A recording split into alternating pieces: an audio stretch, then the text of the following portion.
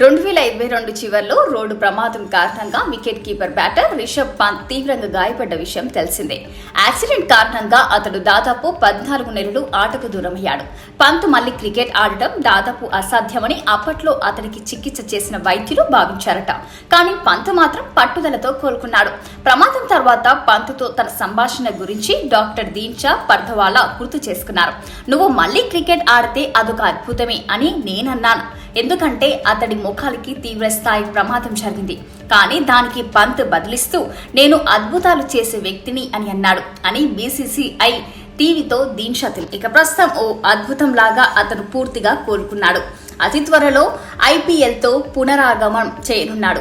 పంత్ పూర్తి ఫిట్ గా ఉన్నాడని బీసీసీఐ ఇటీవల ప్రకటించింది.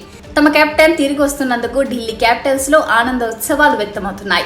ఈ నేపథ్యంలో తన పునరాగమనపై పంత్ హర్షం వ్యక్తం చేశారు. "ఎంతో ఉత్సాహంగా ఉంది.